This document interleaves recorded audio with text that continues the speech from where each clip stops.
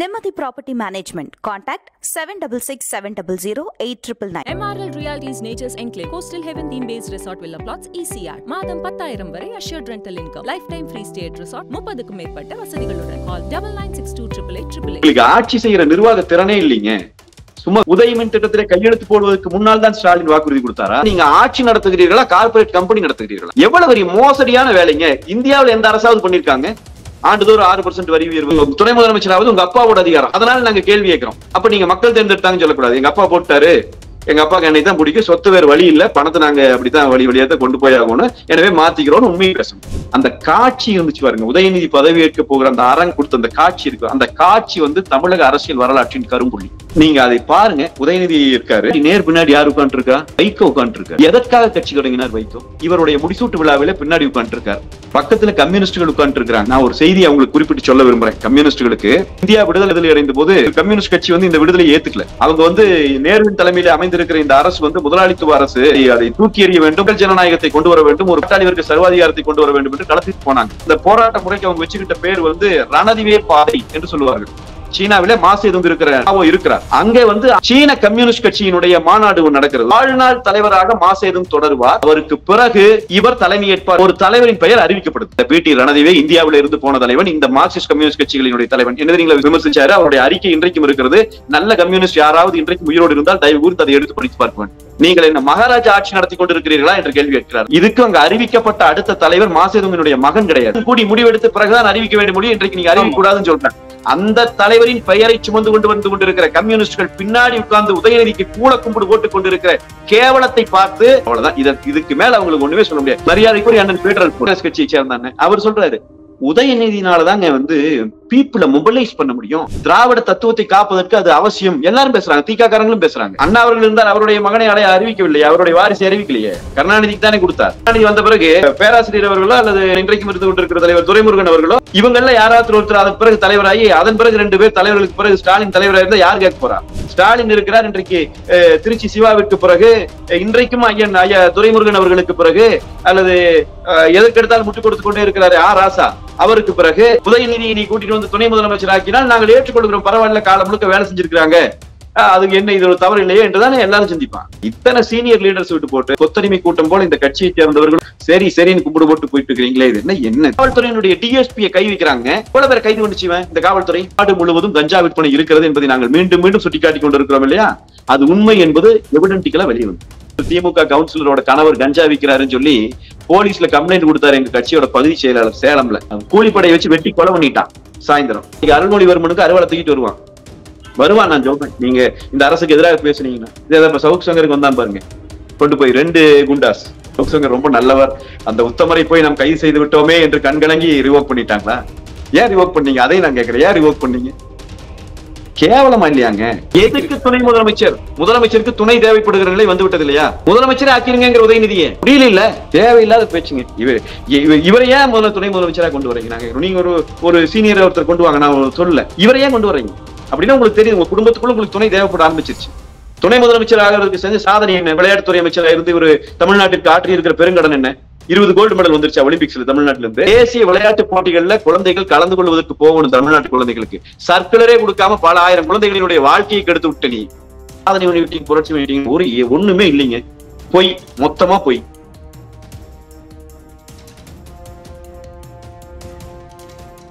அன்னை பர்னிச்சர்ஸ், அன்னை திருமண சீர்வரிசை பொருட்கள், டிவி, ஃபிரிட்ஜ், வாஷிங் மெஷின் உள்ளிட்ட 200க்கும் மேற்பட்ட பொருட்கள் அடங்கிய திருமண சீர்வரிசை ரூபாய் 99,000 மட்டுமே. தமிழகம் முழுவதும் இலவச டோர் டெலிவரி. தொடர்புக்கு 7550014440 9345044044.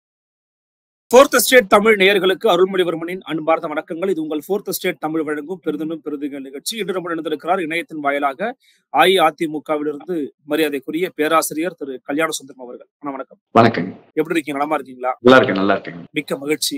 தமிழ்நாட்டினுடைய அடுத்த கட்ட மிக முக்கியமான ஒரு பணிகள்ல எதிர்க்கட்சியாக அஇஅதிமுக இந்த சொத்து வரி உயர்வை கண்டித்து ஒரு மனித சங்கிலி ஆர்ப்பாட்டம் அப்படிங்கறத ஏற்பாடு பண்ணியிருக்கிறீங்க. அடிப்படையில இந்த மனித சங்கிலி ஆர்ப்பாட்டத்தினுடைய நோக்கம் என்ன, தேவை என்ன? ஏன்னா இந்த சொத்து வரி உயர்வு அப்படிங்கிறது நடுவண் அரசினுடைய அழுத்தத்தின் காரணமாகத்தான் ஒரு மாநில அரசு முன்னெடுக்கிறது அப்படின்னு சொல்றாங்க திமுக அரசை ஆதரிப்போர். ஒரு எதிர்க்கட்சியாக உங்க நிலைப்பாடு என்ன, இதை பற்றி விவரிக்க முடியுமா? ஆமாங்க, அதாவது இந்த மனித சங்கிலி போராட்டம் அறிவிக்கப்பட்டிருக்கிறது அப்படிங்கிறது சொத்து வரி உயர்வு என்பது மட்டுமல்ல. நாங்க பல்வேறு செய்திகளை அதில் எங்கள் பொதுச்செயலாளர் குறிப்பிட்டிருக்கிறார். தொடர்ச்சியான விலைவாசி உயர்வு, மின்கட்டண உயர்வு, சட்டம் ஒழுங்கு தமிழ்நாட்டில் இன்றைக்கு இருக்கிற நிலைமை, அதை சுட்டிக்காட்டி இருக்கிறோம். சொத்து வரி முதல்ல ஒரு முறை உயர்த்திட்டு இந்த முறை சென்னை மாநகராட்சிக்குள்ள எல்லாம் ஆண்டுதோறும் 6 விழுக்காடு சொத்து வரி உயர்வை நாங்கள் கொண்டு வருவோம் என்று அறிவிப்பது, திரைப்படத்துறையில இன்றைக்கு ரியல் எஸ்டேட் துறையில இருக்கிற குடும்ப ஆதிக்க மோனோபொலி, எல்லாவற்றையும் நாங்கள் கண்டிச்சு இதை இந்த அரசு ஆள தகுதியற்ற அரசு என்பதை சொல்லித்தான் மனித சங்கிலி போராட்டத்தை ஒரு மக்கள் விழிப்புணர்வு போராட்டமாக நாங்கள் முன்னெடுக்கிறோம். இதுல என்ன அப்படின்னு சொன்னா, இந்த சொத்து வரி உயர்வு குறித்து இப்ப நம்ம பேசுகிற போதெல்லாம் மத்திய அரசினுடைய அழுத்தம் என்று அவர்கள் தொடர்ச்சியாக சொல்லுகிறார். இதுல என்ன ஒரு வேடிக்கையான செய்தி அப்படின்னாங்க, பால் விலை இவர்கள் உயர்த்திய போதும் கூட அப்பொழுது புதிதாக பொறுப்பேற்றிருக்கிற அமைச்சர் நாசர் அவர்கள் அப்பொழுது பால்வளத்துறை அமைச்சராக இருந்தபோது நாங்கள் அப்போதும் போராட்டத்தை அறிவித்தோம், அதை பெரிய அளவில் கண்டிச்சோம். அப்ப நாசர் அவர்கள் செய்தியாளர்களுக்கு கொடுத்த நேர்காணலை நீங்கள் யாரும் மறந்திருக்க மாட்டீங்கன்னு நினைக்கிறேன். அவர் சொன்னாரு, என்ன பண்ண முடியும், ஜிஎஸ்டி ஏறி போயிடுச்சு, அதனால பால் விலை ஏறிடுச்சுன்னாரு. அப்போ உண்மை என்னன்னா, பாலுக்கு ஜிஎஸ்டி கிடையாது. இது ஒரு அமைச்சருக்கே தெரியாது அப்படிங்கறதுதான் இந்த அறிவாளிகளால் நடத்தப்படுகிற திராவிட மாடல் அரசாங்கத்தினுடைய நிலைப்பாடு. அதையே எல்லாத்தையும் சொல்லுவாங்க, ஒரே ஃபார்முலா. எதை கேட்டாலும் மத்திய அரசு சொல்லிச்சு, நாங்க என்ன பண்றது, மத்திய அரசு எடுத்து நாங்க என்ன. நான் கேட்கிறேன், ஏன் அதிமுக ஆட்சியில் இருக்கிற போது எங்களுடைய பொதுச் செயலாளர் புரட்சி தமிழர் எடப்பாடியார் அவர்கள் ஆட்சியில் இருக்கிற போது ஏன் மத்திய அரசு சொல்லல, ஏன் உங்களுக்கு மட்டும் சொல்லுது? நாங்க ஏன் ஏத்தல? ஏத்த மக்கள் தலையில கொண்டு போய் வரி சுமையை ஏற்றாமல் நிர்வாகத்தை எப்படி நாங்க நடத்தினோம்? இன்னும் சொல்ல போனால் அவருடைய 4 ஆண்டுகால ஆட்சியில 2 ஆண்டு காலம் கொரோனா தொற்றால் மிகப்பெரிய அளவில் உலகமே முடங்கி போயிருந்த காலகட்டம். அதையும் சமாளிச்சுட்டு மக்கள் தலையிலே வரி ஏற்றாமல் ஒரு தலைவர் ஆட்சி நிர்வாகத்தை நடத்தி காட்டினார். அப்படி இருக்கும்போது நீங்க இப்ப மத்திய அரசு சொல்லுங்க, மத்திய அரசு எல்லாருக்கும் சொல்லும், மத்திய அரசு சொல்லத்தான் செய்யும். நீங்கள் ஆளுகள், மக்கள் உங்களுக்கு வாக்களித்திருக்கிறார்கள். எனக்கு வாக்களித்த மக்களுக்கு தண்டனை கொடுப்பதற்கு நான் ஆட்சிக்கு வரவில்லை. அவர்களுடைய வாழ்வாதாரத்தை காத்து அவர்களுடைய வாழ்க்கை தரத்தை உயர்த்துவதற்கு நான் ஆட்சிக்கு வந்திருக்கிறேன். எனவே அவர்கள் மீது இப்படியான வரியை நான் சுமத்த மாட்டேன், அதற்கு மாற்றை நான் கண்டுபிடித்து நிர்வாகம் செய்வேன் என்று சொன்னால் அது ஒரு நிர்வாகிக்கு அழகு. ஆனால் நீங்கள் மத்திய அரசு சொல்கிறது என்று சொல்லுவது ஒரு கதை விடுகிற வேலையை ஒழிய இதுல வேற எந்த உண்மையும் இல்ல. அதிமுக இன்றைக்கு ஆட்சியில் இருந்தாலுமே கூட நடுவண் அரசு போட்டக்கூடிய அந்த நிதிக்குழு போன்ற அமைப்புகள்ல ஏற்படுத்தக்கூடிய மாற்றம் அப்படிங்கிறது ஒரு மாநில அரசு நெருக்கடிக்கு உள்ளாக்குகிறது. அப்ப நீங்க நடுவண் அரசு பாஜக அரசினுடைய முகத்திரையை தான் கிழிக்கணும், ஆனா நீங்க அது திசை திருப்புறீங்க திமுக அரசுக்கு எதிராகன்னு சொல்றாங்கல்ல, அதை பற்றி உங்கள் பார்வை என்ன? சார், பாஜக அரசு பிரச்சனையை கொண்டு வருதுன்னா அதை எதிர்ப்பதற்கு நமக்கு எந்த தயக்கம் இல்லை. நான் கேட்பது என்னன்னா, சொத்து வரி உயர்வு என்பற அந்த உயர்த்துகிற வேலையை செய்கிற வாய்ப்பு உங்க கையில தான் இருக்கு. நீங்க என்னதான் சொல்லி வந்தீங்க, நாங்கள் வந்துவிட்டால் இப்படியான ஒரு நிலையை உருவாக்குவோம்னு உத்தரவாதம் கொடுத்துட்டு வந்தீங்க. குறிப்பா நீங்க மின்சார கட்டணத்தை எடுத்துக்கோங்க. மின்சார கட்டணத்தை கேட்டாலும் அந்த உதவி மின் திட்டம் இது என்னமோ சும்மா இல்லாத உள்ளாதையும் கதைக்கிறேன். நான் என்ன சொல்லுகிறேன், அது எல்லாம் இருந்த போதுதானே ஸ்டாலின் அவர்கள் தேர்தல் பிரச்சாரத்திலே சொன்னார், நாங்கள் ஆட்சிக்கு வந்தால் மாதம் ஒரு முறை மின்சார கணக்கெடுப்பு எடுப்போம், நீங்கள் கட்டுகிற மின் கட்டணம் பாதியாக குறையும் என்று பேசினார். இவர் தானே பேசினார். அப்புறம் இன்றைக்கு வந்தவர்கள் அந்த முறையை கொண்டு வந்து விட்டீர்களா? சொத்து வரியை உயர்த்துகிறீர்கள், வீட்டு வரியை உயர்த்துகிறீர்கள் என்று சொன்னால் மத்திய அரசு எங்களுக்கு அழுத்தம் கொடுக்கிறது என்று சொன்னால், மத்திய அரசு அழுத்தம் கொடுத்தால் நான் உன் மீது வரியை ஏற்றத்தான் செய்வேன் என்று சொன்னால் நீ எதற்கு ஆட்சிக்கு வர வேண்டும்? மத்திய அரசோடு ஒரு லாபியை பண்ண தெரியணும் மக்கள். நான் அதைத்தான் வெளிப்படையா கேட்கிறேன். நீங்க சொல்றீங்களே நாங்கள் பெரும் திராவிட மாடலிலே நாங்கள் எல்லாம் அறிவிலே தோய்ந்த அறிவாளிகள் பேசுறீங்களே, ஏன் எங்கள் பொதுச் செயலாளர் செய்ததை உங்களால் செய்ய முடியவில்லை? புரட்சி தலைவர் அம்மா அவர்கள் செய்ததை ஏன் செய்ய முடியவில்லை? நாங்கள் ஒரு நாள் மத்திய அரசில் பங்கேற்கவில்லையே, ஏன் உங்களால செய்ய முடியல? இது பச்சை பொய்ன்னு உங்களுக்கு புரியலையா? மத்திய அரசை எதிர்த்து சண்டை போடுற விஷயத்துல மத்திய அரசை எதிர்ப்பவங்க எங்களுக்கு எந்த பிரச்சனையும் இல்ல. மத்திய அரசை எதிர்ப்பதற்கான தகுதி உனக்கு இருக்கணும் இல்ல. நீயே மக்களை போட்டு வதைக்கிற போது மத்திய அரசை எப்படி எதிர்ப்பாய்? அதுதான் பிரச்சனை. அதனால இதுல எந்த பிரச்சனை மத்திய அரசுக்கு வருது? என்ன சொத்து வரி ஏற்றுவதிலே மத்திய அரசுக்கு என்ன பிரச்சனை? அவங்க இந்த ரெவென்யூ எடுக்கணும்னு உங்ககிட்ட கேக்குறாங்க, அதுதானே? ஆமா, அதேதான். அதை எங்கிட்டையும் தானே கேட்டாங்க, நாங்க ஆட்சியில் இருக்கும் போது தானே கேட்டாங்க. மக்கள் மேல வரிச்சுமையை ஏற்றாமல் ரெவென்யூவை குறைக்கிறதுக்கான தந்த அந்த ஆட்சி வித்தை எங்களுக்கு தெரிஞ்சிருச்சுல, அதுதான நிர்வாகத்திறன். உனக்கு அது தெரியலையே. சரி, பால் விலையை ஏத்துனீங்க, சரி மின்சார கட்டணத்தை ஏன் ஏத்துனீங்க? பாதியா குறைப்பேன்னு சொன்னீங்களே, எதுக்கு 3 மடங்கு ஏத்துனீங்க? சரி, சொத்து வரி ஏற்றலுக்கு பின்னால் ஐயா எடப்பாடி பழனிசாமி அவருடைய ஆட்சி காலகட்டத்துல அவர்கள் உதவி மீட்கிறது கையெழுத்து போட்டதுதான் காரணம்னு இன்னைக்கும் திமுக காரங்க பேசுறாங்களே. நான் அதைத்தான் சொல்லுகிறேன். உதயமின் திட்டத்திலே நாங்கள் கையெழுத்து போட்டது அந்த அதிலே கொடுக்கப்பட்டிருக்கிற அந்த கட்டளைகள் தான், அந்த கட்டுப்பாடுகள் தான் இதற்கு காரணம் என்றால், என்னோடு நேருக்கு நேராக விவாதிக்க தயாராக இருக்கிறீர்களா என்று எங்களுடைய அன்றைய மின்சாரத்துறை அமைச்சர் அண்ணன் தங்கமணி அவர்கள் சவால் விடுத்து இப்பொழுது 7-8 மாதங்கள் ஆகிறது. திமுக காரர் ஒருவராது வாய் திறந்து பேசி இருக்கிறாரா? அதுல உண்மையில் அப்படி ஒரு கூறுகள் இருக்கிறதா? அந்த கூறுகளை சரியாக கவனிச்சவங்களால வேலை செய்ய முடிஞ்சிருந்தா மிக எளிதாக எல்லாம் வந்திருக்க முடியும். ஒண்ணுமே இல்லைங்களேங்க. இவங்களுக்கு ஆட்சி செய்யற நிர்வாக திறனே இல்லைங்க. சும்மா வெறுங்காரங்க. நான் கேட்கிறேன், உதயமின் திட்டம் என்று இவர்கள் சொல்லுகிறார்கள் இல்லையா? உதயமின் திட்டத்திலே கையெழுத்து போடுவதற்கு முன்னால் தான் ஸ்டாலின் வாக்குறுதி கொடுத்தாரா? நான் வந்தா மாசத்துக்கு ஒருக்கா கணக்கெடுப்பேன்னு அதுக்கு முன்னாடி அதன் பிறகு கொடுத்தாரு. அதெல்லாம் நடந்து முடிஞ்சு தேர்தலப்ப கொடுத்தார். ஏன் கொடுத்தார்? அப்ப தெரியாதா ஸ்டாலினுக்கு இது இருக்குன்னு? இது கூட தெரியாம எதிர்கட்சி தலைவர் இருந்தீங்க. இது கூட தெரியாம உங்களுடைய சுத்தி இருக்கிற இத்தனை பேரு அறிவுஜீவி வர்க்கம் வேலை செய்து கொண்டு இருந்தது. 350 கோடி கொடுத்தீங்களே, அவர் ஒரு வார்த்தை இதையும் கூட சொல்லல உங்களுக்கு. பச்சை பொய்யுங்க இது. கொடுத்த வாக்குறுதிகளை நிறைவேற்றப்பட முடியாமல் இவர்கள் செய்து கொண்டிருக்கிற தகுடுத்த வேலைகள் இவையெல்லாம் ரொம்ப மோசமான விஷயம். எனவே இதை எதிர்க்க வேண்டியது. இப்ப நான் ஒண்ணு சொல்றேங்க, ரொம்ப எவ்வளவு நீங்க யோசிச்சு பாருங்க. 6 விழுக்காடு ஆண்டுதோறும் வரி உயர்வு சொல்றாங்க. வரி உயர்ந்ததுன்னா வெறும் சொத்து வரி, வீட்டு வரி மட்டும் உயராது. வீட்டு வரி உயர்கிற போது வீட்டு வாடகைகள் உயர்ந்து கொண்டே இருக்கும் இல்லைங்களா?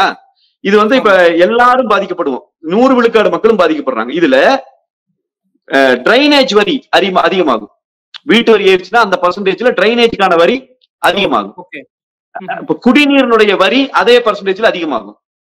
எவ்வளவு பெரிய சுமையை கொண்டு வந்து நீங்க சுமத்துறீங்க? ஆண்டுதோறும் நீங்க வரி 6% அதிகமாக சொல்லிட்டு போனீங்கன்னா நீங்க ஆட்சி நடத்துகிறீர்களா, கார்பரேட் கம்பெனி நடத்துகிறீர்களா? எவ்வளவு பெரிய மோசடியான வேலைங்க. இந்தியாவில் எந்த அரசாவது பண்ணிருக்காங்க ஆண்டுதோறும் 6% வரி உயர்வுங்கிறது? யாரையுமே அவன் நெருக்கடி கொடுக்காம மத்திய அரசு இவங்களுக்கு தான் நெருக்கடி கொடுக்குறானா? பொய் அல்லவா இது? கோயம்புத்தூர் மாநகராட்சி இல்லைங்க, நான் உங்களுக்கு சொல்றேன். நான் கோயம்புத்தூர்கார, அதனால நான் சுட்டிக்காட்டி சொல்றேன். நீங்க இப்ப வீடு கட்ட அப்ரூவல் வாங்க போனீங்கன்னா இவங்க இப்ப ஒரு திட்டம் கொண்டு வந்தாங்க. அந்த திட்டத்தை சாதனைன்னு இவங்க பேசிட்டு இருக்காங்க. அதாவது 2500 ஸ்கொயர் ஃபீட் இடம் 3500 ஸ்கொயர் ஃபீட்டுக்குள்ள வீடு கட்டினால் அவர்கள் ஆன்லைன்லயே அப்ரூவல் வாங்கிக்கலாம். அப்ரூவலுக்கு விண்ணப்பிக்க வேண்டியதில்லை. எவ்வளவு எளிமைப்படுத்தி விட்டோம் பாத்தீங்களா ப்ராசஸ் சொன்னாங்க. அதுக்குள்ள இருக்கிற வேலை என்ன தெரியுங்களா?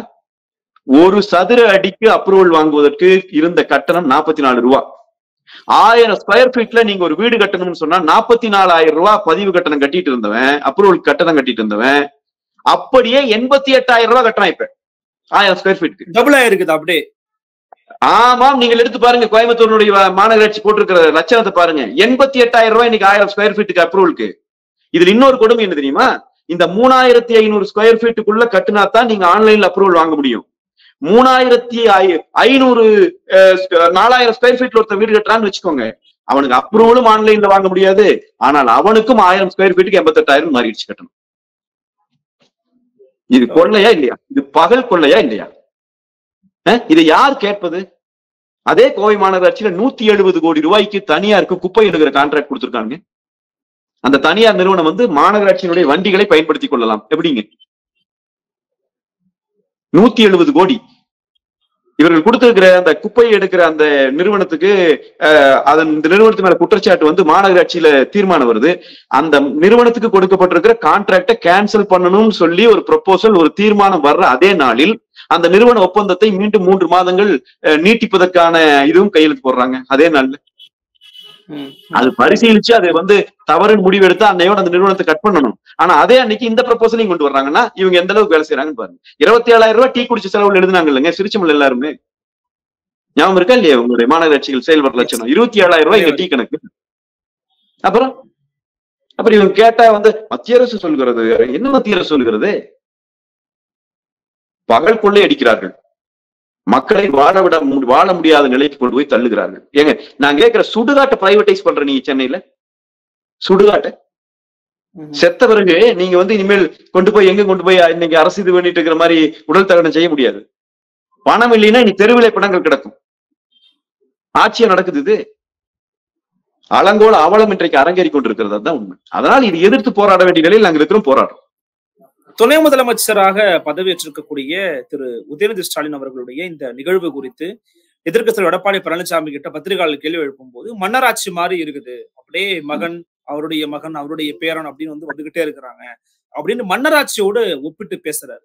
அப்படிப்பட்ட ஒரு தேவை இருக்கிறதா? ஏன்னா ஒரு வாரிசு அப்படிங்கறதுனாலயே ஒருவர் வந்துவிடக் கூடாது அப்படின்னு நினைக்கிறது ஒரு பாசிச மனநிலை இல்லையா? இல்லைங்க, பாசிச மனநிலைங்கிறதுங்க 20ஆம் நூற்றாண்டுல அந்த பெயர் பெருமளவில் பேசப்பட்ட அறிமுகமான பெயராக இருந்தாலும் கூட அது ஒரு முற்போக்கு தத்துவம் இல்லை பாசிசம் என்பது. ஆனாலும் கூட அது இந்த ராஜாக்கள் கால நடைமுறையெல்லாம் முடிஞ்ச பிறகு இந்த உலகத்துக்குள்ள வந்து தத்துவம். எனவே அது பாசிஸ்ட்ங்கிற பேரே அதுக்குள்ள நம்ம கொண்டு போக வேண்டாம். இது ஒரு அப்பட்டமான பச்சை பூர்ஷ்வாத்தனம், இது அப்படிதான் சொல்ல முடியும். இது காலகாலமாக மனிதர்கள் புராதன பொது உடைமை சமூகத்துக்கு பிறகு ஆண்டான் அடிமை சமூகம் என்று சொல்லுகிறது பாருங்க மார்க்சியம். அந்த ஆண்டான் அடிமை சமூக காலத்திலே இருந்த அறிவு நிலையிலே பின்தங்கி இருந்த, குடியரசு குறித்தான ஜனநாயகம் குறித்தான அறிவில்லாமல் இருந்த அந்த மனித குலத்தினுடைய மிச்ச சொச்சங்கள் தான் இவர்கள் என்பதற்கான வெளிப்பாடுதான். ஒருவரை கொண்டு போய் நீங்க அப்பாவுக்கு அப்புறம் மகன், மகனுக்கு அப்புறம் பேரன், இதை நியாயப்படுத்துறதுக்கு பாத்தீங்களா, அது அதை விட மோசமானதுங்க. ஏன்னா கேட்டா மக்கள் தானே வாக்களித்தார்கள், மக்கள் துணை முதலமைச்சராக வாக்களித்தார்களா நான் கேட்கிறேன். இல்ல, அது முதலமைச்சரின் தனிப்பட்ட உரிமை சார்ந்தது. அவர் யாரை வேண்டுமானாலும் அப்ப அந்த தனிப்பட்ட உரிமை சார்ந்ததுல அவரோட மகனை அவரை கூட்டிட்டு வரும்போது நாங்க கேள்வி கேட்போம். எங்க தனிப்பட்ட உரிமை சார்ந்தது தகுதியானவனு கொடுக்காம மகனை கொடுக்குறேன்னு கேட்போம். அப்ப நீ மக்கள் தேர்ந்தெடுத்தாங்கன்னு சொல்லக்கூடாது. மக்களை தேர்ந்தெடுக்கிறதுக்கான வாய்ப்புல நீ கொண்டு அவரை நிறுத்தும் பிறகு மக்கள் உன் கட்சி போடுற ஓட்டுல போட்டு அவர் ஜெயிக்கிறாரு, சட்டமன்ற உறுப்பினரா அமைச்சராக சொல்லல மக்கள். அது உங்க தனிப்பட்ட அதிகாரம், உங்க அப்பாவோட அதிகாரம். நீங்க துணை முதலமைச்சராவது உங்க அப்பாவோட அதிகாரம். அதனால நாங்க கேள்வி கேட்கிறோம், இது என்னைய நியாயம்னு கேட்கிறோம். அப்ப நீங்க மக்கள் தேர்ந்தெடுத்தாங்கன்னு சொல்லக்கூடாது. எங்க அப்பா போட்டாரு, எங்க அப்பாவுக்கு என்னை தான் பிடிக்கும், சொத்து வேறு வழி இல்ல, பணத்தை நாங்க அப்படித்தான் வழியாக கொண்டு போய் ஆகணும், எனவே மாத்திக்கிறோம்னு உண்மையை பேசணும். இதை பேசுறதுக்கு அவங்களுக்கு தகுதி இருக்காது. நான் எனக்கு இருக்கிற வருத்தம் நான் சொல்றேங்க தம்பி அருள்மொழி. நான் உங்களுக்கு எல்லாம் நல்ல நான் உங்களுக்கு சொல்றேன், அந்த காட்சி இருந்துச்சு பாருங்க, உதயநிதி பதவி ஏற்க போகிற அந்த அரங்கத்திலே அந்த கேமராக்கள் நமக்கெல்லாம் கொடுத்த அந்த காட்சி இருக்கு. அந்த காட்சி தமிழக அரசியல் வரலாற்றின் கரும்புள்ளி. நீங்க அதை பாருங்க. உதயநிதி இருக்காரு, அவருக்கு பின்னாடி நேர் பின்னாடி யார் உட்கார்ந்து இருக்கா? வைகோ உட்கார்ந்து இருக்காரு. எதற்காக கட்சி தொடங்கினார் வைகோ? உள்ளே கொண்டு வருகிறாய், குடும்பத்திற்குள்ளே கட்சியை கொண்டு போய் காவு கொடுக்கிறாய், இதை நான் ஏற்றுக்கொள்ள மாட்டேன் என்று சொல்லித்தானே உணர்ச்சி பெருக்கோடு அவர் கட்சி தொடங்கி போனார்.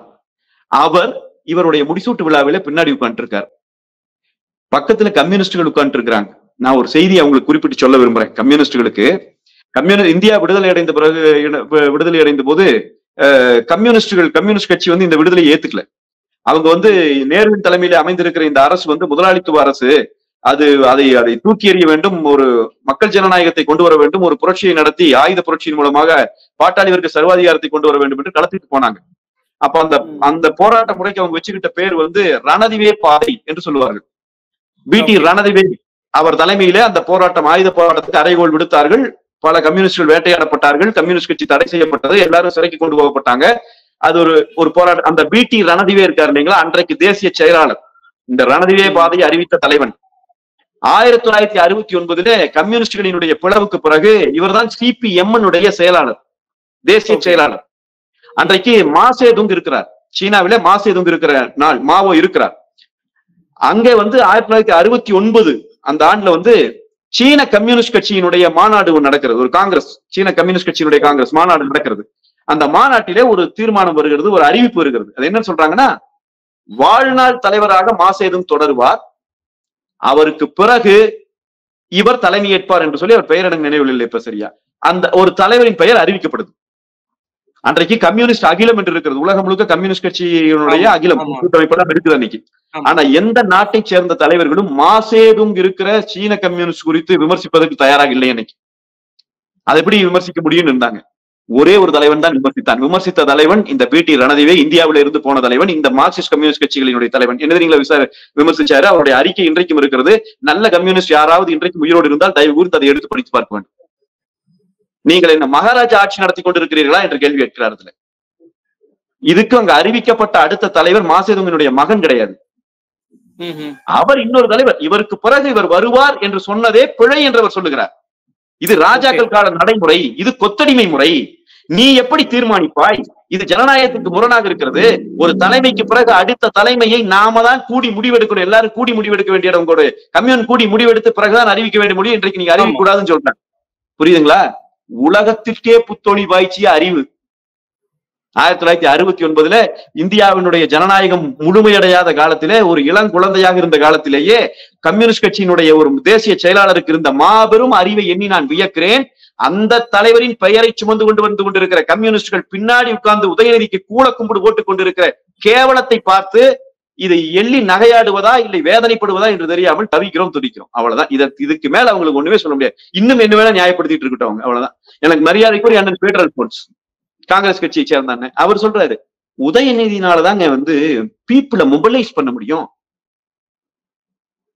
எவ்வளவு மோசம். ஏன் வாரிசு வந்தா தான் பீப்புள் மொபிலைஸ் பண்ண முடியும். திராவிட தத்துவத்தை காப்பதற்கு அது அவசியம். எல்லாரும் பேசுறாங்க, திகாரங்களும் பேசுறாங்க. நான் ஒரு விஷயம் கேட்கிறேன் அருள்மொழிவர்மன், எனக்கு இதுக்கு நீங்க பதில் சொல்லுங்க. திமுக தன்னுடைய தத்துவார்த்த எதிரின்னு யாரை சொல்றாங்க? பாரதிய ஜனதா கட்சின்னு சொல்றாங்க. RSS, பாரதிய ஜனதா கட்சி, இந்துத்துவா சித்தாந்தம், இது எல்லாம் சொல்றாங்க தங்களுடைய தத்துவார்த்த எதிரி இல்லைங்களா? இதுல பாரதிய ஜனதா கட்சி பொலிட்டிக்கல் பார்ட்டி. அரசியல் எதிரிகளாக யாரை அடையாளப்படுத்துறாங்க? அண்ணா திராவிட முன்னேற்ற கழகத்தை அடையாளப்படுத்துறாங்க காலங்காலம். இப்ப நான் உங்களுக்கு ஒரு சொல்றேன், தத்துவார்த்த எதிரியாக நிற்கிற பிஜேபி 3 ஆண்டுகளுக்கு மட்டும்தான் ஒரு தலைவர் இருக்க முடியும். மீறி போனால் 6 ஆண்டுகள். 6 ஆண்டுகளிலே அவர்களை தலைவர் மாற்றியாக வேண்டும். அமித்ஷாவை போட்டால் பிறகு நட்டாவை போட்டால் பிறகு இன்னொருவரை போடுவார்கள், மாற்றிக்கொண்டே இருப்பார்கள். இந்த அண்ணாமலை இங்க இருக்கிறார் என்று சொன்னால் அவர் 6 ஆண்டுகள் தான் அதிகபட்சம். அது அவனுக்கு ஒரு முடியும். அப்ப அவனுடைய தத்துவத்திலே எனக்கு பெரிய முரண்பாடு உண்டு, அவனோட என்ன சண்டை உண்டு. ஆனால் நான் கேட்கிறேன், பாரதிய ஜனதா உன்னுடைய தத்துவார்த்த எதிரி என்று சொல்லுகிறவன் எந்த தலைவன் மாறினாலும் சரி, தனி மனிதனை நம்பி தத்துவம் இல்லை. எந்த தலைவன் இருந்தாலும் சரி அவரை மாற்றிவிட வேண்டும். தத்துவத்தை நம்பி நாங்கள் நிற்கிறோம், நிக்கிறான்ல. உன்னுடைய அரசியல் எதிரின்னு சொல்ற அண்ணா திராவிட முன்னேற்ற கழகம் இன்றைக்கு 52 ஆண்டுகளை இந்த கட்சி கடந்து வந்திருக்கிறதே. 3 மகத்தான தலைவர்களை இந்த கட்சி இன்றைக்கு பெற்றிருக்கிறதே. புரட்சி தலைவர் அவர் போகிற போது எனக்கு வாரிசு இவர்னு சொல்லிட்டு போனாரா? அம்மா அவர்கள் எவ்வளவு ஆளுமை மிக்க தலைவர். அவர் யாரை சொல்லி இருந்தாலும் அவரை கண்ணை மூடி ஏற்றுக்கொள்வதற்கு அத்தனை பேரும் தயாராக இருந்தார்கள். ஆனால் சொன்னாரா? அதன் பிறகு எங்கள் பொதுச் செயலாளர் புரட்சி தமிழர் எடப்பாடியார் அவர்கள் இன்றைக்கு வருகிறார். அவருடைய மகன், அவருடைய மகள், அவருடைய குடும்ப உறுப்பினர்கள் யாராவது உள்ளே உண்டா? அப்ப நாங்க தத்துவத்தை நம்பி நிற்கிறோம் அதிமுக, தனி மனிதர்களை நம்பி அல்ல. எங்கள் தலைவர்கள் வருவார்கள், அவர்கள் அந்த தத்துவத்தை வலிமைப்படுத்துவார்கள். அடுத்த தலைவரை இந்த தத்துவம் ஈன்றெடுத்துக் கொள்ளுங்கிற நம்பிக்கை எனக்கு இருக்கு. உன்னுடைய தத்துவார்த்த எதிரின்னு சொல்ற பாரதிய ஜனதா கட்சிக்கு அந்த நம்பிக்கை இருக்கு, உனக்கே இல்ல அந்த நம்பிக்கை. அப்படின்னா உன்னுடைய தத்துவத்தை இழிவுபடுத்துவது, உன்னுடைய தத்துவத்தை கேவலப்படுத்துவது யார்? நீயா நானா? இல்ல, அந்த கட்சியை ஏற்றுக்கொண்டது, கட்சியின் தொண்டர்கள் ஏற்றுக்கொண்டாங்க, நிர்வாகிகள் ஏற்றுக்கொண்டாங்க, எல்லோருமே ஏற்றுக்கொண்ட பிறகு இந்த எதிர்ப்பே இல்ல அப்படிங்கிறாங்க. அதுதான் ஜனநாயகத்தில் ஏற்படுகிற விபத்துன்னு நான் சொல்றேன். ஜனநாயகத்தினுடைய ஓட்டை உடசல்களை பயன்படுத்தி கொண்டு அதன் மூலமாக நீங்கள் அந்த பழைய பூஷ்வாத்தனத்தை, அந்த மகாராஜாக்கள் காலத்து வாரிசு அரசியல அதுல புகுத்தி இதுவும் சரிதானே, இதற்கும் இதிலே வாய்ப்புண்டுதானே என்று நீங்கள் பேசிக்கொண்டு, நான் கேட்கிறேன், இது ஜனநாயகத்தை மகோன்னதப்படுத்துகிற செயலா? ஜனநாயகத்தினுடைய மாண்பை பாதுகாக்கிற, ஜனநாயகத்தினுடைய மாண்பை வளர்த்தெடுக்கிற செயலா? இல்லையே. ஜனநாயகத்தில் இருக்கிற ஓட்டை பயன்படுத்திக்கிற. அதுக்கு காரணம் மக்கள் தானே தேர்ந்தெடுத்தார்கள். எவ்வளவு கேவலமான காரணம். இது எல்லாத்தையும் யாருக்கு தெரியாம இருக்கு? எல்லாத்துக்கும் தெரியும். நான் கேட்கிறேன், மக்கள் தேர்ந்தெடுக்கும் போது கருணாநிதிக்கு பிறகு அண்ணா அவர்கள் இருந்தால் அவருடைய மகனை அறிவிக்கவில்லையே, அவருடைய வாரிசை அறிவிக்கலையே, கருணாநிதிக்கு தானே கொடுத்தார். கருணாநிதி அதுக்கு பிறகுதான் அவர் உட்கார்ந்து. கருணாநிதி வந்த பிறகு நான் கேட்கிறேன், இன்றைக்கு பேராசிரியர் அவர்களோ அல்லது ஐயா துரைமுருகன், இன்றைக்கும் இருந்து கொண்டிருக்கிற தலைவர் துரைமுருகன் அவர்களோ, இவங்கள்ல யாராவது ஒருத்தர் அதன் பிறகு தலைவராகி அதன் பிறகு 2 பேர் தலைவர்களுக்கு பிறகு ஸ்டாலின் தலைவராக இருந்தா யார் கேட்க போறா? நீங்கள் கட்சியில இருந்து செயல்படுங்கள், அதுல பொறுப்புல இருங்க, கட்சியினுடைய தலைவராக இவர்களுக்கு பிறகு நீ வந்தால் யாரு கேட்க போறா? ஸ்டாலின் இருக்கிறார் இன்றைக்கு, திருச்சி சிவாவிற்கு பிறகு, இன்றைக்கும் ஐயா துரைமுருகன் அவர்களுக்கு பிறகு, அல்லது எதற்கெடுத்தாலும் முட்டுக் கொடுத்து கொண்டே இருக்கிறாரு ராசா, அவருக்கு பிறகு உதயநிதியை நீ கூட்டிட்டு வந்து துணை முதலமைச்சர் ஆக்கினால் நாங்கள் ஏற்றுக்கொள்கிறோம், பரவாயில்ல, காலம் முழுக்க வேலை செஞ்சிருக்கிறாங்க, அதுக்கு என்ன இது ஒரு தவறு இல்லையே என்றுதானே எல்லாரும் சிந்திப்பான்.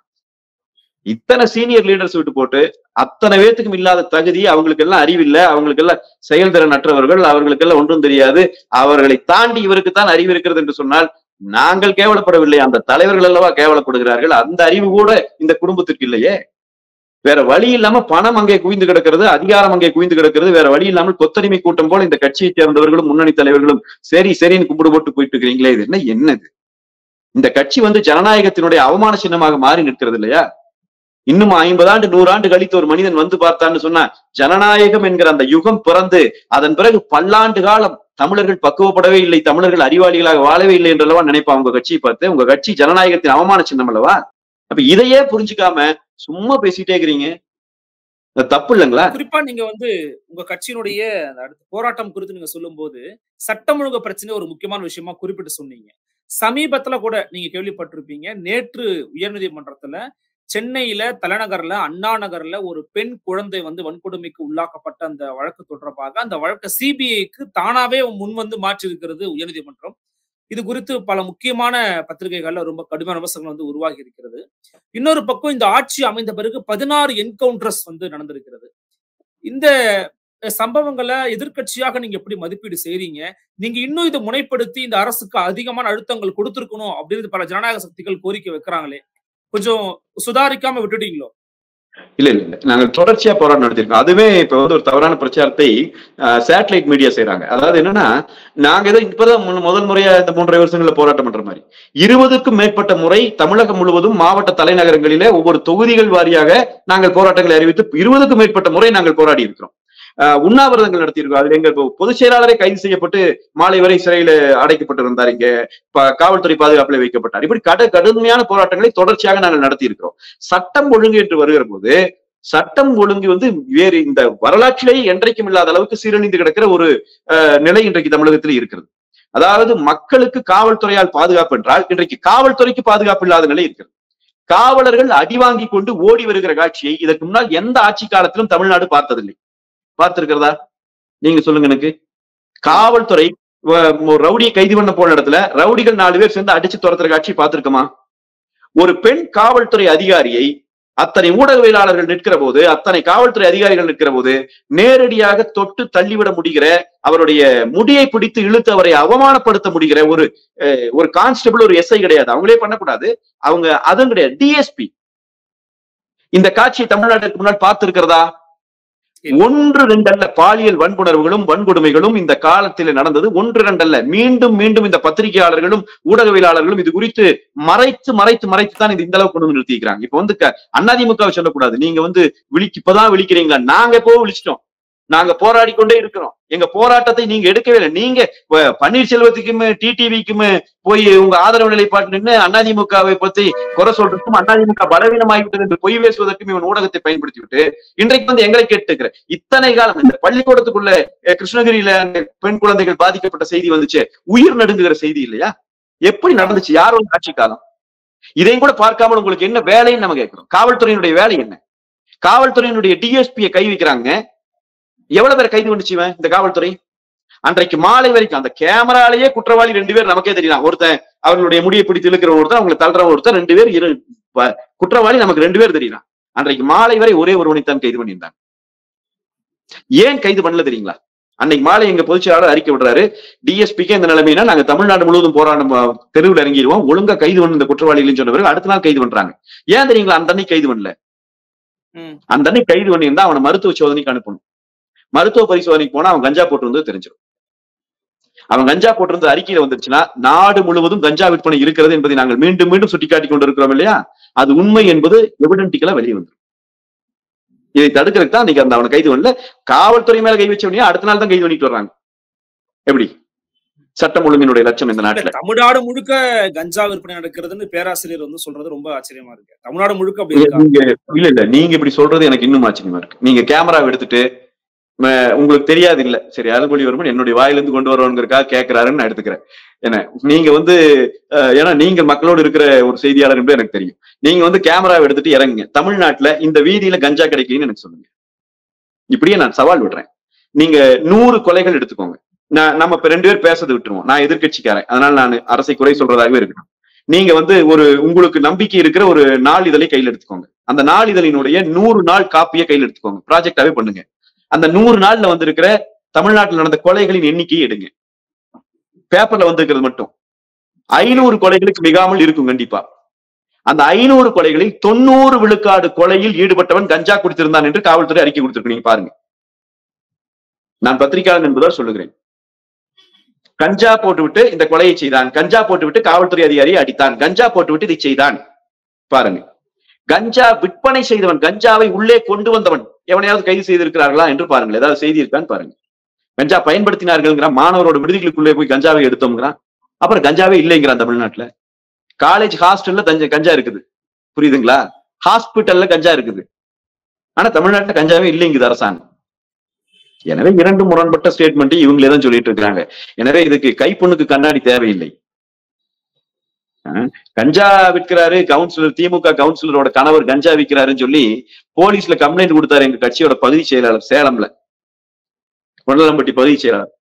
கூலிப்படையை வச்சு வெட்டி கொலை பண்ணிட்டான் சாயந்தரம். எங்க கட்சியினுடைய பகுதி செயலாளர், 40 ஆண்டு காலம் பகுதி செயலாளர் இருந்தவர், கொலை பண்ண பிறகு அந்த கூலிப்படையை வச்சு கொலை பண்ண பிறகு அந்த கவுன்சிலரோட கணவரை கைது பண்ணிட்டு போறானுங்க. ஆனா இப்ப ஜாமீன்ல தான் இருப்பா இருந்தால்.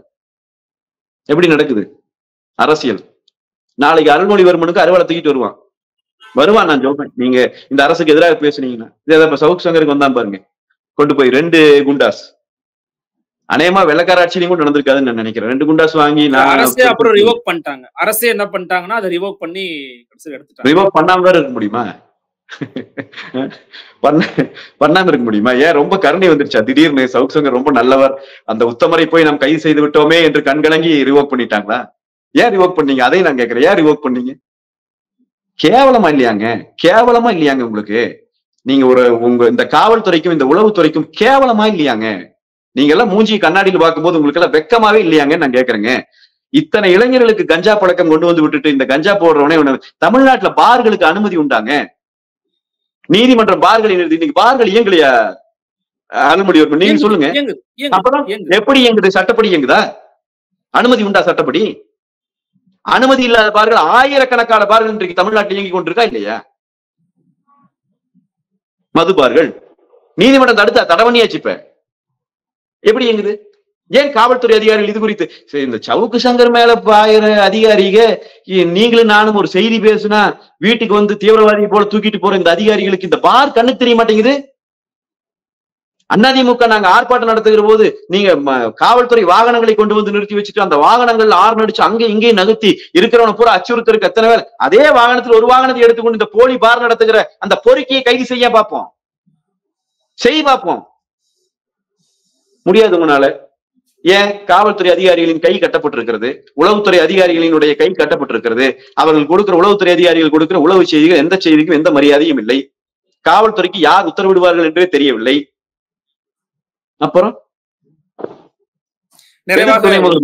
துணை முதலமைச்சர் எதுக்குங்க? ஒரு குறிப்பிட்ட ஒரு பொறுப்பு வழங்கியிருக்கிறாரு முதலமைச்சர். தனியா ஒரு துறை எதுக்கு துணை முதலமைச்சர்? முதலமைச்சருக்கு துணை தேவைப்படுகிற நிலை வந்து விட்டது இல்லையா? முதலமைச்சரே ஆக்கிருங்கிற உதயநிதியே முடியல. தேவையில்லாத பேச்சுங்க. இவரை ஏன் முதல்ல துணை முதலமைச்சரா கொண்டு வரீங்க? நீங்க ஒரு சீனியர் ஒருத்தர் கொண்டு வாங்க, நான் சொல்லல, ஒரு வேலை பகிர்வு செய்யல தப்பே கிடையாது, கொண்டு வாங்க. இவரை ஏன் கொண்டு வரீங்க? அப்படின்னா உங்களுக்கு தெரியும், உங்க குடும்பத்துக்குள்ள உங்களுக்கு துணை தேவைப்பட ஆரம்பிச்சிருச்சு. துணை முதலமைச்சர் ஆகிறதுக்கு செஞ்ச சாதனை என்ன? விளையாட்டுத்துறை அமைச்சராக இருந்து ஒரு தமிழ்நாட்டிற்கு ஆற்றி இருக்கிற பெருங்கடன் என்ன? 20 கோல்டு மெடல் வந்துருச்சா ஒலிம்பிக்ஸ்ல? தமிழ்நாட்டுல இருந்து வந்துருச்சா? ஏதாவது பண்ணிட்டீங்களா சாதனைன்னு? செஸ் நடத்தினேன், கார் ரேஸ் விட்டேன், நாய்க்கும் காருக்கும் ரேஸ் நடந்துச்சு அங்க அந்த பிளாட்ஃபார்ம் போட்டு விட்டு, இதுதான் உங்க சாதனை. அருள்மொழிவர்மனை நாளைக்கு விளையாட்டுத்துறை அமைச்சராக நாளானிக்கு காலையில ஃபார்முலா ரேஸ் நடத்திடுவாரு. அது பெரிய ஒண்ணும் இதெல்லாம் தேவையில்லை. அதிகாரம் கையில் இருந்தா போதும், எவன் வேணா நடத்தலாம். எதுக்கு அறிவு வேணும்? பள்ளிக்கூட குழந்தைகள் இருந்து இத்தனை குழந்தைகளை நாங்கள் விளையாட்டு வீரர்களாக உருவாக்கி விளையாட்டுத்துறையில புரட்சி செய்து விட்டோம். இந்த அமைச்சரினுடைய செயல்பாட்டை பாராட்டியவருக்கு ஒரு பதவி உயர்வு கொடுங்கய்யா, தப்பு கிடையாது. ஒண்ணு சொல்லு, அப்படி தேசிய விளையாட்டு போட்டிகள்ல குழந்தைகள் கலந்து கொள்வதற்கு போகணும். தமிழ்நாட்டு குழந்தைகளுக்கு சர்க்குலரே கொடுக்காம பல ஆயிரம் குழந்தைகளினுடைய வாழ்க்கையை கெடுத்து விட்ட நீ, உண்மையில நெஞ்சில அறமும் உங்களுக்கு நெஞ்சில கொஞ்சமாவது உண்மையும் நேர்மையும் இருந்துருந்துச்சுன்னா அந்த குழந்தைகள் தேசிய விளையாட்டு போட்டிகளில் பங்கெடுக்க முடியாமல் போன அந்த நாளில் மாலை இவர் ராஜினாமா பண்ணிட்டு போயிருக்கணும். இவரும் இவருடைய ரசிகர் மன்ற தலைவர் அன்பில் மகேஷும் 2 பேரும் கொஞ்சம் கூட வெக்கப்படாம இன்னைக்கு வந்து இதையே பேசிட்டு இருக்கிறீங்க. மறுபடியும் நாங்க நீங்க என்னமோ சாதனை பண்ணி விட்டீங்க, புரட்சி பண்ணிட்டீங்க. ஒண்ணுமே இல்லைங்க, பொய், மொத்தமா பொய். இது வேற என்ன சொல்றது? நிச்சயமா உங்களுடைய கருத்துக்களும் உங்களுடைய எண்ணங்களும் எங்களுக்காக நேரம் ஒதுக்கி அளித்தமைக்கு மிக்க நன்றி திரு பிராணசுந்தரம். நன்றிங்க, மிக்க நன்றி. நன்றி மகளே, மீண்டும் சந்திக்கலாம். நன்றி, வணக்கம்.